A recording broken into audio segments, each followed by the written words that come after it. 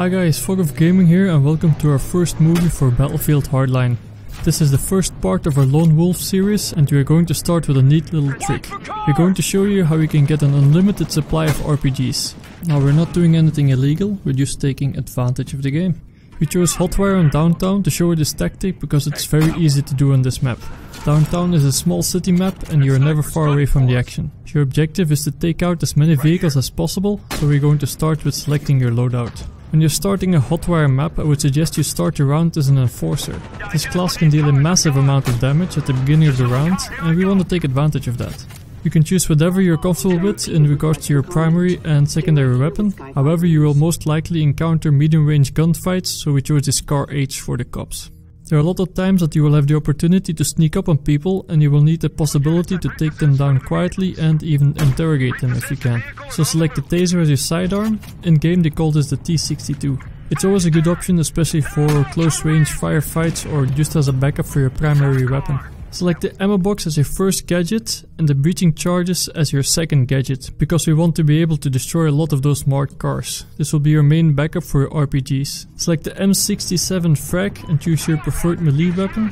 The M67 is good for destroying vehicles whenever you run out of any other weapons, but you do have to time it right. It's more like a last resort. The most important part is to upgrade your vehicle with the anti-armor, because this will give you access to RPGs. These RPGs are by far the best weapon that you have, because these things are amazing for taking out vehicles and they have such a massive impact on the game. If you know how to use these things, you can even kill infantry from very long distances. We're going to start mid-game because we want to show you how you can optimize the use of your RPGs early on. As soon as you spawn, get out of your vehicle, take the RPG out of the trunk, but don't get back into your own vehicle. It will very rarely happen that there's only one vehicle in the spawn. If there are other vehicles standing there, then use them. If you get back into your own vehicle, then you would have to wait for another RPG to spawn, and this takes 1 minute and 30 seconds from the moment that you take your RPG out of the trunk. However, if you were to get into another vehicle, then a new RPG would spawn immediately in the trunk. This way we have 2 RPGs at our disposal from the start of the round. The aim of the game is to create an ambush location and get 2 cars close to you. You can get more than enough RPGs from 2 cars to shoot at anything that comes your way. So always try to create a 2-car RPG hideout. Now these cars are your gold mine, so treat them well. We're going to start mid-game, so I already brought 2 cars, but I wanted to show you what you could do with 3 or even with 4 cars. I know that this is overkill, but if you were playing with a bunch of friends, then you would end up doing something like this. The most important thing that you have to keep in mind is that you need to keep the cars in good shape. So hop in and out of them from time to time. This is just to make sure that they don't self-destruct. As long as a friendly is near the cars, then the game thinks that they are still being used and they won't be destroyed very quickly. However, if your car is in the middle of nowhere, then the game considers them obsolete and it will destroy these vehicles automatically. Use the RPG that you took from the car that you spawned in, and as soon as you run out, then just get a new one out of the trunk of any of your other cars. These RPGs will spawn a lot faster than you can use them, so you will have an unlimited supply as long as you can keep the cars in good shape. There's some great locations where you can do this 2-car RPG hideout.